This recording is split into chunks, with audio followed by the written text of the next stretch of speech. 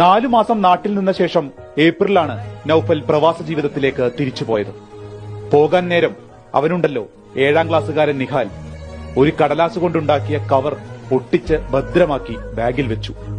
ഞാൻ പറയാതെ ഉപ്പ ഇത് തുറക്കരുത് എന്നൊരു ഉറപ്പും വാങ്ങി. മുണ്ടക്കയ്യെ ഉരുൾ വിഴുങ്ങിയ രാത്രി തന്റെ സ്വർഗത്തെ കൂടി കൊണ്ടുപോകുന്നത് നൌഫൽ മരവിപ്പോടെ അറിഞ്ഞു. ഞാൻ അവിടുന്ന് അവന്റെ അനുവാദം അല്ലാതെ ഞാനത് പൊട്ടിച്ചു.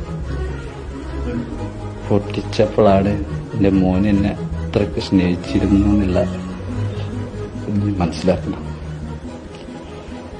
അപ്പൊ എനിക്കത് എന്റെ മോന്റെ സ്നേഹം, എന്നോടുണ്ടായ സ്നേഹം എല്ലാരും അറിയണം.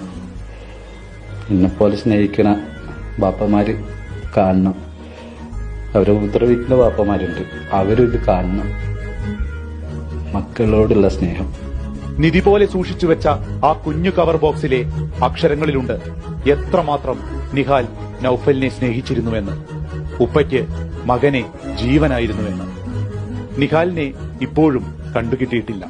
നൌഫലിന്റെ കുടുംബത്തിലെ ഭാര്യയും 3 മക്കളും ഉമ്മയും ഉൾപ്പെടെ 11 പേരെയാണ് ഉരുൾ കവർന്നത്.